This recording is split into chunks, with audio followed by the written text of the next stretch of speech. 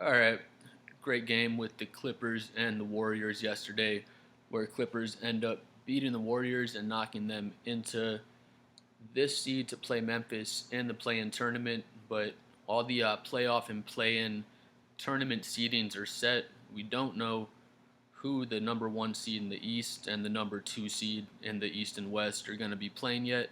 So OKC is the number one seed in the West. Rockets locked up the number two seed, and Cleveland locked up the number one seed in the East, where Celtics locked up the number two seed in the East. So those seeds are still waiting to see who wins these play-in tournament games to determine who's going to play the top one and two seeds in both conferences. But if you see here, I'm still kind of getting used to the play-in tournament. It's not super complicated once you look over it, but when I was first looking at the bracket here, I had to take a second to see exactly how everything works here. But basically, 7 and the 8 seed is going to be Orlando Magic and the Atlanta Hawks. So whoever wins this game between the Magic and the Hawks, the winner of that game automatically goes on to play Boston. So whoever wins this game, they lock up the number 7 seed and they're locked in. They don't have to play any more play-in games. They're already in there to play against Boston. Where whoever loses this game, they have to play, you see right here, the winner of the 9 and 10 seed, so the winner of the Bulls versus the Miami Heat game. So basically, that's how the play-in tournament is set up. If you haven't, heard about how the setup works, so the 9 and 10 seed, no matter what, if you win that game, you still have to play another game versus the loser of the 7 and 8 seed. But the way they reward, the teams that locked in the 7 and the 8 seed is they just have to win one play-in game, and then like I was saying, they're automatically locked in to play the number 2 seed. So I'm not going to make my predictions quite yet. I'll make separate videos for my predictions, for the actual playoff series and these play-in games. But we'll have to see what happens and see who gets to play against Cleveland and see who gets to play against Boston after those games get taken care of. Then over on the Western Conference, like I was saying earlier, the Warriors lost against the Clippers just yesterday and got knocked into the 7 seed. So they went from being a top 6 seed and got knocked down just off that one game, got knocked down into the 7 seed. So they get to play the Memphis Grizzlies. Same thing on the Western Conference. Whoever wins that 7-8 seed matchup, they get to play the number 2 seed Houston Rockets. I want Golden State to win this game, honestly. I'm not going to say they're my favorite. I have no idea who's going to win the game between Memphis and Golden State, but I feel like Golden State would give the Rockets a better matchup and give them more trouble than Memphis would. So, I'd be biased towards Golden State and hope they win that game, but it should be a fun matchup with Memphis. We'll have to see what happens. But like I was saying earlier, 7 and 8 seed, they just have to win one play-in game. So whoever loses this game, they get to play the winner of the 9 and 10 seed matchup. So Sacramento or Dallas. I would think Dallas would win that game with the healthy Anthony Davis. They don't have Kyrie, but I feel like Dallas's size would give Sacramento problems. But again, we'll have to see what happens in that game. And then whoever wins that game gets to play the loser of the 7-8 matchup, and then whoever wins that second play-in game gets to get knocked out in the first round and probably swept, or best case scenario, get knocked out in 5 games against the Oklahoma City Thunder. So, that's an awesome prize. Warriors, Memphis, you really don't want to lose this game because whoever loses this game, again, they're going to get to play OKC. And I would give the Warriors, I guess, a shot. I wouldn't give Memphis any shot against OKC. But, if you can play OKC or the Rockets, you'd, of course, rather play the Rockets in that first round series. Then you have here in the 4-5 matchups in the West, you have Denver against the Clippers. That would be really interesting. I won't make my predictions again, but just to kind of go over that series a little bit, it will be Zubac versus Jokic in the paint. That would be a really interesting battle.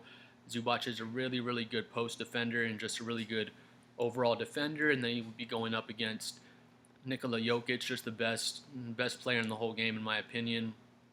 And, without a doubt, the best offensive big man in the entire game. So that would be a really interesting matchup. You would have Michael Porter Jr. matching up against, I don't know if Kawhi would be the one guarding him. You could throw Derrick Jones at him as well. So they have some really good matchups there you could go over. We'd have Chris Dunn going up against Jamal Murray. That would be another awesome matchup to see how Zubac and Chris Dunn would guard the pick and roll, the pick and pop, in that two-man game with Jamal Murray and Nikola Jokic. So that would be a lot of fun. Um, Kawhi looked really good in the game yesterday where they beat the Warriors. James Harden had 39 points and 10 assists. So I don't know who they would have guarding Harden as well. That would be really interesting to see as well. But that would just be an awesome series. I'm really excited for that. Then the 4-5 Milwaukee Bucks against the Pacers. Tyrese Halliburton is just great. He's super fun to watch.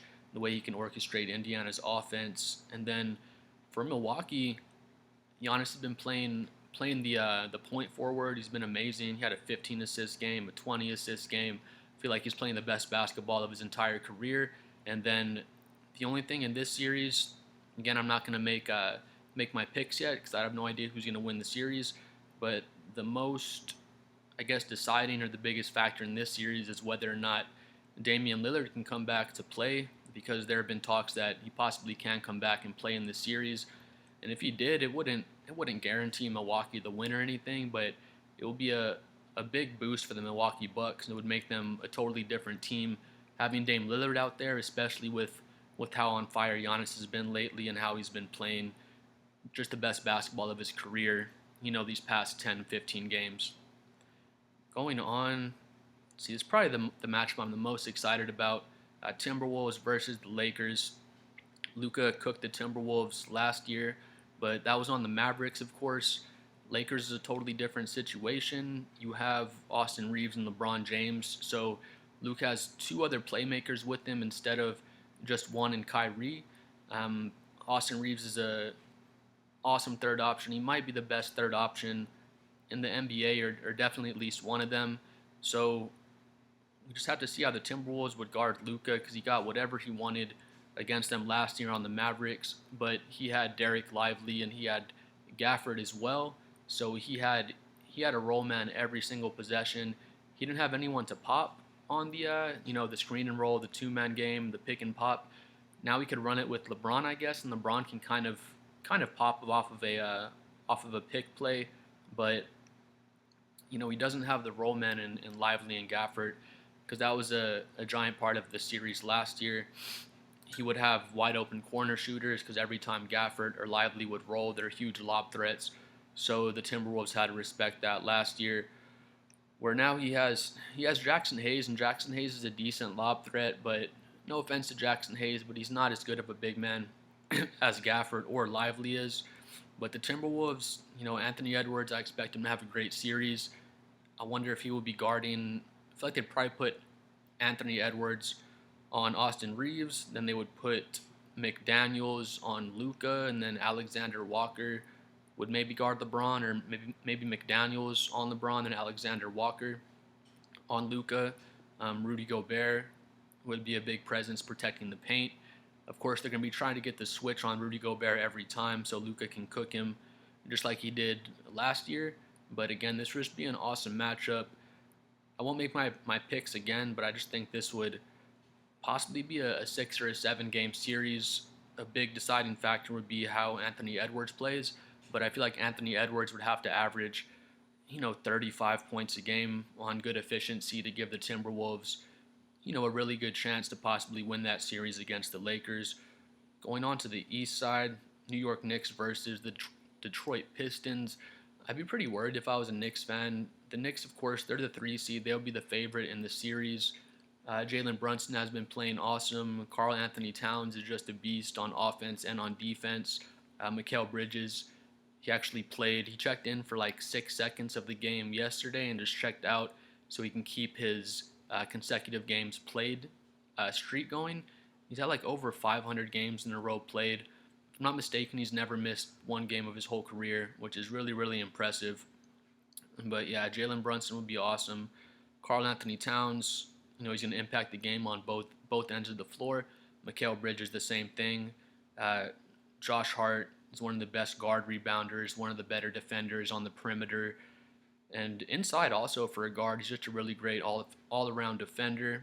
He can knock down the 3 ball as well. So Josh Hart would be I don't know about like a huge factor in the series, but he would definitely be able to impact some of the games. Where with Detroit, Cade Cunningham is just an animal. I would be kind of worried if I was a Knicks fan. Again, I said I'm not going to make my picks, but New York would obviously be the favorite in this series. But the young Detroit team, Cade Cunningham would scare me. He reminds me of a younger Luka Doncic. He just plays the game at his own pace. One of the best playmakers in the league. I don't know exactly how old Cade is. Is he 22, 23 maybe? He's still a young player. So Detroit would be really fun to watch against New York. Just see how they fare in the games in the Garden, because that would be so fun to watch. Cade Cunningham playing in the Garden. Detroit, they have Malik Beasley as well. He can knock down the three and defend at a high level. Jalen Duren is really, really good as well. Isaiah Stewart, Beef Stew. People always talk about him wanting to fight and all of his antics, which is true, but because he does all of those antics, if he was more just a down to business player that didn't have the antics on the side, which I love. I think it's fun when Isaiah Stewart does all of his stuff, but all of that kind of overshadows the fact that he's a very, very good defender. He makes a big impact in the paint. He's a very good rebounder. No one's going to push him off of his spot, and he has high IQ on the defensive end as well. So, Beef Stew's going to impact some of those games as well. Again, Knicks would be the favorite, but with Cade Cunningham and how good he is as a budding superstar, you'd have to give Detroit a decent shot in that series as well. But yeah, that would be all the matchups that are locked up. Again, just the number 1 and 2 seeds in the East and West is what we'd be waiting for the play-in tournaments to finish up and kind of see how those matchups lock in. I'm going to do separate videos, about the individual playoff series and the individual team matchups to see, who I would actually pick in the series to win these series. But it's just all the matchups, how things are going to look.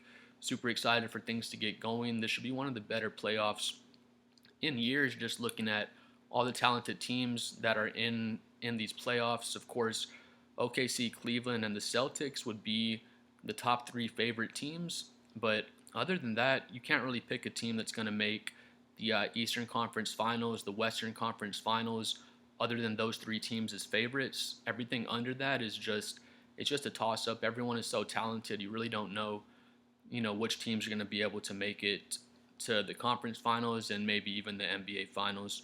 Please comment below what you think about, just the matchups, who your team is, how far you think they're going to get in the playoffs, who your favorites are in the play-in matchups as well.